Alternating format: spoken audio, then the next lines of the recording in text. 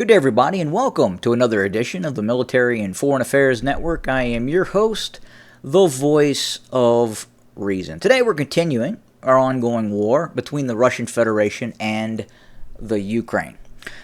Now today I want to start with an article. I'm going to read this to you, and then we'll kind of move into additional discussions about the ongoing war. Maybe we'll jump into some other topics as well.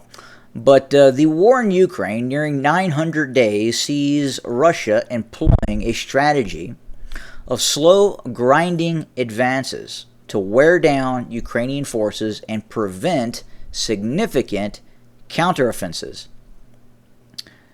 To counter this, Ukraine needs continuous military aid, advanced weapon systems, and substantial training for its troops. Now, I wanted to jump in there real quick and talk about the last part of that, substantial training for its troops.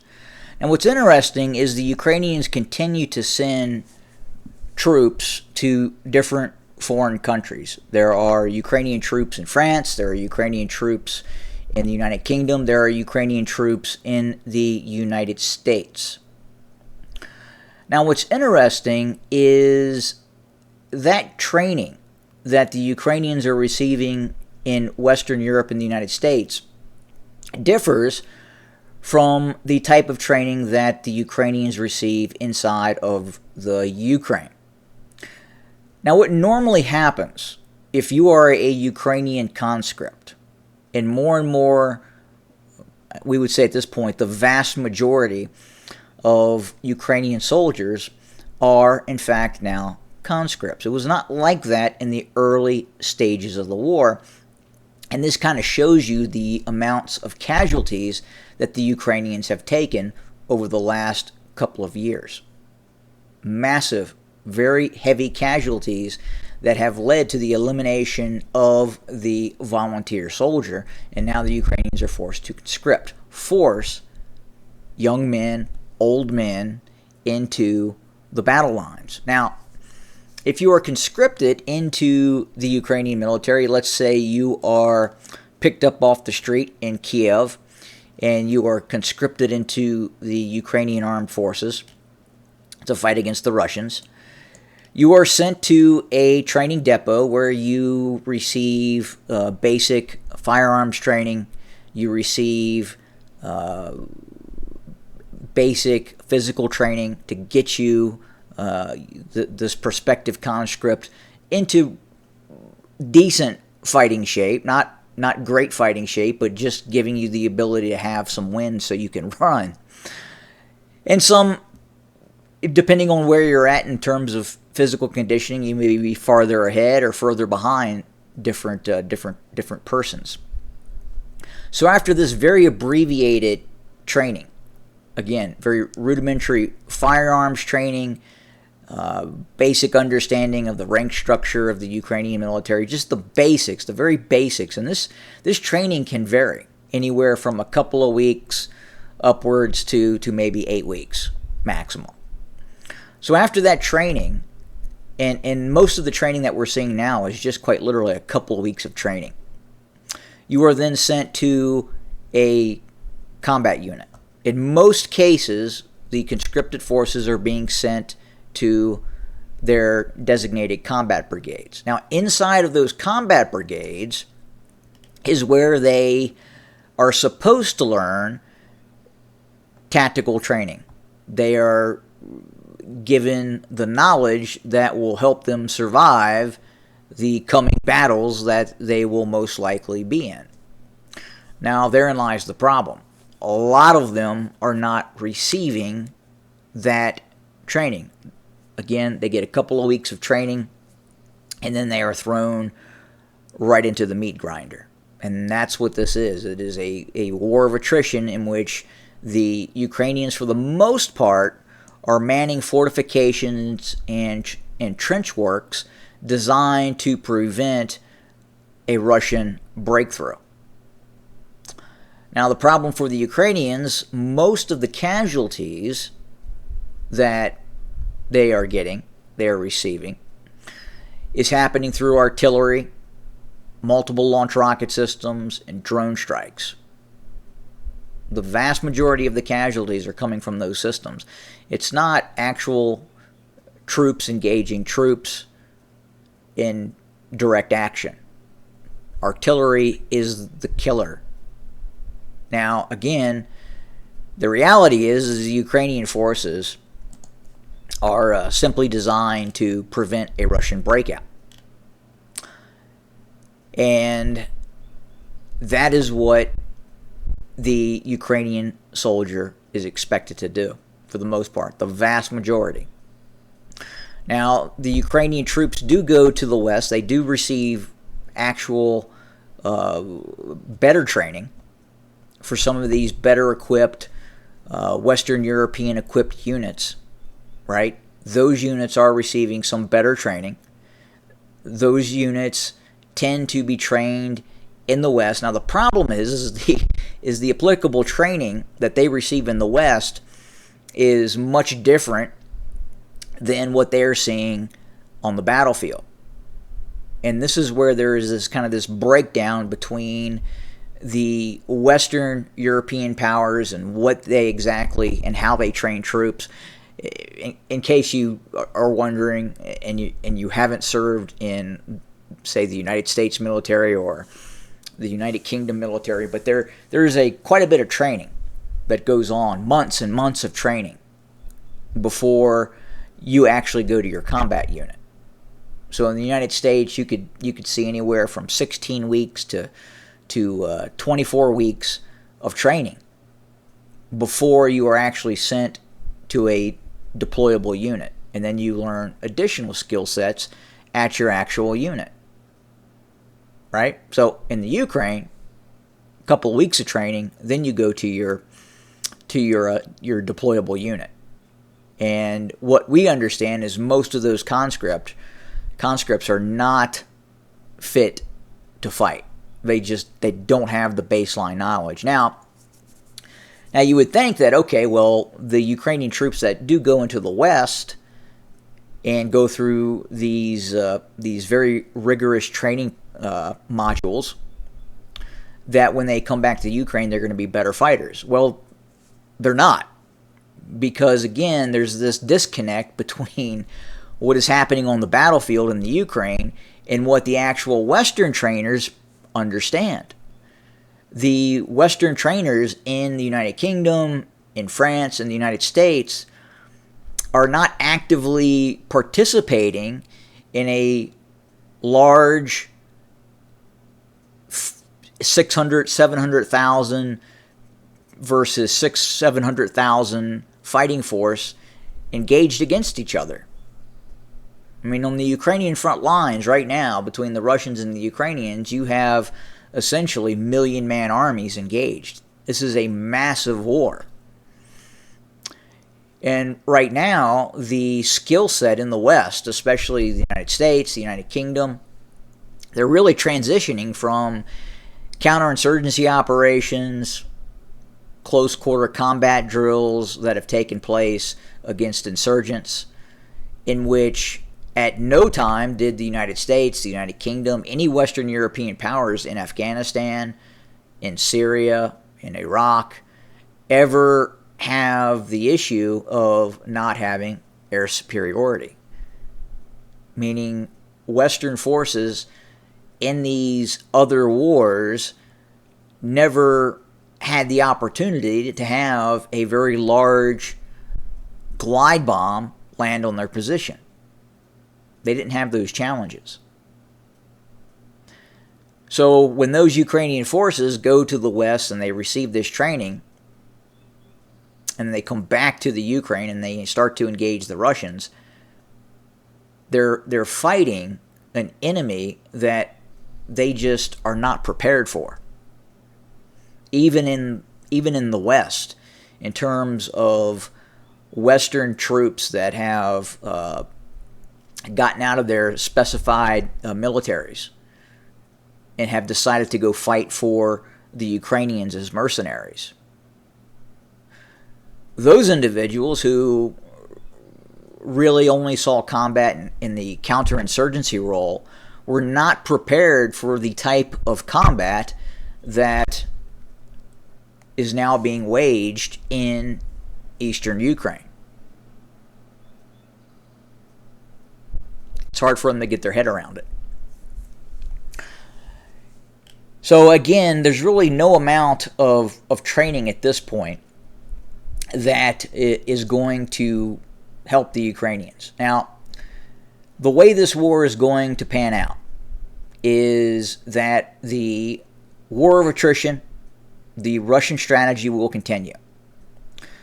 The only possible way to see a Ukrainian victory in which the Russians would consider some sort of ceasefire and possibly a withdrawal from what is now territory being occupied by the Russians.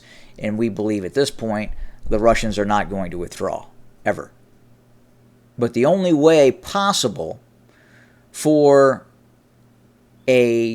what could be a Ukrainian victory would be some sort of decisive battle, some sort of decisive maneuver operation by the Ukrainians with direct Western support that could change what is happening on the battlefield. And that is incredibly unlikely. Incredibly unlikely. Look, the Ukrainians tried it. They tried it south of Kyiv in the Zaporizhzhia offensive. It didn't work. So that's option number one. Option number two is the direct intervention of the North Atlantic Treaty Organization in the United States, which leads to World War III. That would be option number two. So again, option number one for Ukrainian victory is a decisive Ukrainian offensive. Now, I've talked about the possibility of a Ukrainian offensive into Belarus. And right now we are actually receiving reports that the Ukrainians are building up forces within the vicinity of the shared border between the Ukraine and Belarus. Now, could that be on the table? Difficult to say. But it would take that sort of very aggressive, very robust military operation that would essentially force the Russians to the table and change what the Russians right now are willing to accept to end the war. But the likelihood of that happening, a successful Ukrainian military operation given Russian air superiority and the ability to have an air force engage ground forces and its military industrial capacity, is just incredibly remote. Option two, again, is an all-out offensive with direct support by the North Atlantic Treaty Organization in the United States. That means F-35s, F-22s, the full weight of the American Air Force attacking Russian forces inside of Ukraine. Now, that could be under the guise of a no-fly zone, what have you. But at the end of the day, if that happens, that is World War III. Other fronts will be opened and the war would expand dramatically. And right now, the United States military production has not increased. The United States is not on a war footing right now to fight a war against the Russian Federation. Just not there yet. Those are the two options right now for the Ukrainians to win this war. And those are the only two options. This perpetual, slow-moving defensive war, which is playing into the actual Russian strategy to win the war, will eventually result in the defeat of the Ukrainian state. as it is right now. And then finally, the third option for the Ukrainians is to immediately come to the table and capitulate. Give up those regions that the Russians want and walk away from the conflict. Would the Russians get all it wanted? Would the Russians have met what I believe are its war goals or war aims? Probably not. Before, the Kremlin had mentioned Kherson, Zaporizhia, Donetsk, and Luhansk. But I firmly believe that prior to the conflict, seizing control of Kharkov was a primary military goal. Now, I would also argue that seizing Kiev was a primary military goal. Some on this channel would argue against that. They would say that, well, Kiev was a diversionary operation. I don't believe Kiev was a diversionary operation. I think the Russians were trying to take control of Kiev in the early stages of the war, and it didn't go well for them. And it was what I refer to as Operation Red Arrow. The initial Russian operation was for the complete takeover and maybe creating some kind of a pseudo-state in the West that the Western Ukrainians could claim as their own out here. But the rest would go to the Russian Federation.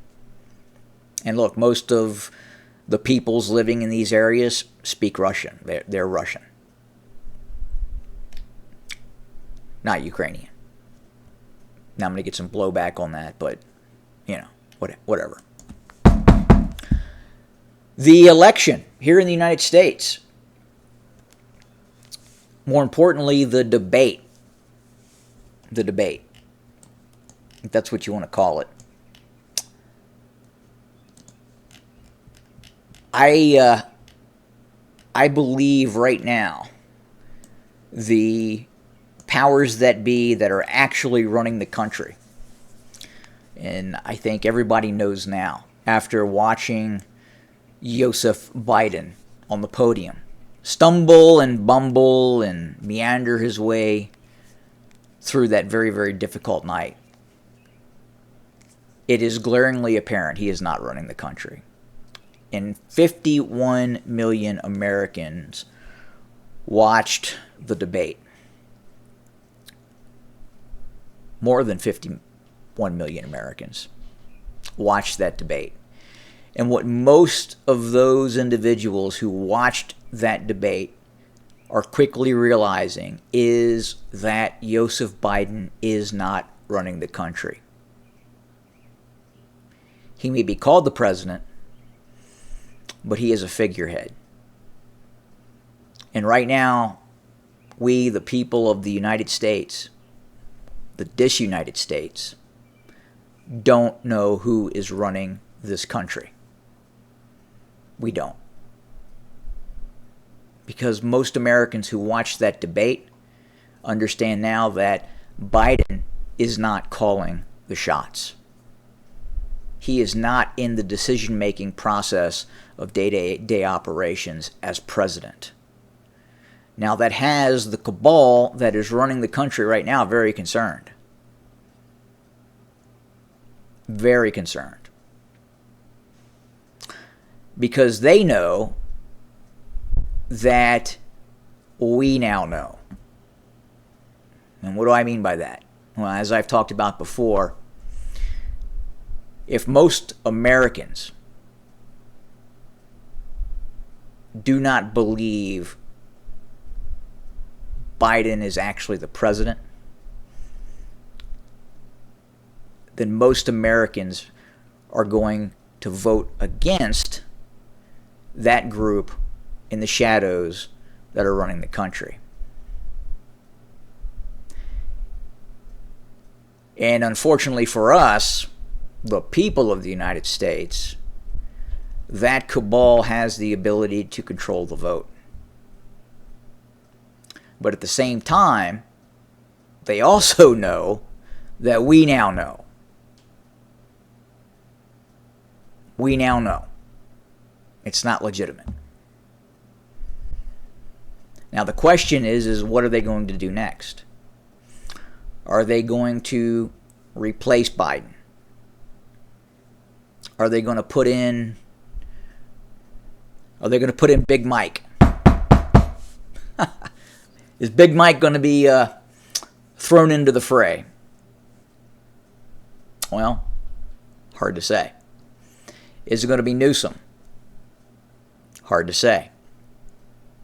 Most likely, because they control the vote, or the voting process, or the number of votes that are counted, that they will keep Biden in place. They can't have an actual president who is calling the shots. And that's why they're really not concerned about the optics of Biden, because they know that they control the vote at this point. But the debate that happened yesterday is what is causing the problem.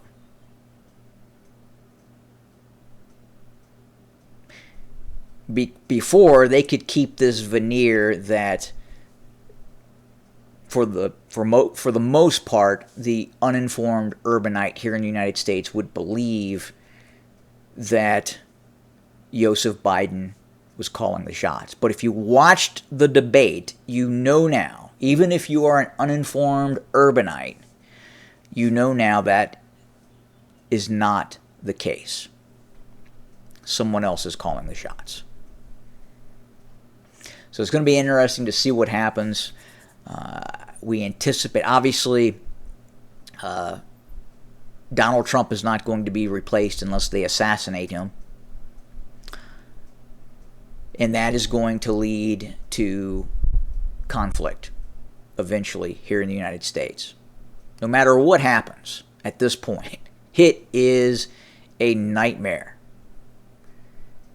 If Joseph Biden doesn't leave and isn't replaced, and the unitary one-party state gets another 80 to 90 million votes and wins, people are going to know it was a fraudulent election. If miraculously Trump does win, a very large percentage of the radical left here in the United States is going to go apeshit. Take to the streets, there's going to be violence, and there's going to be bloodshed.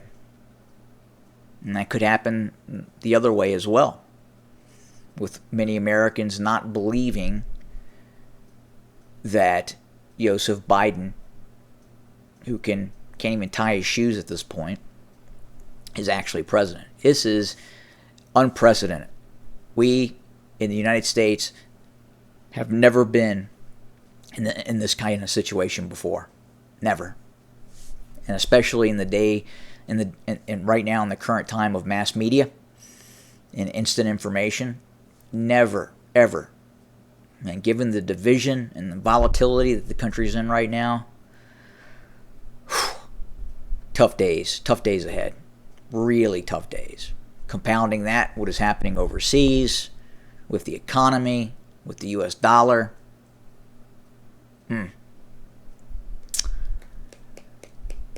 Yeah.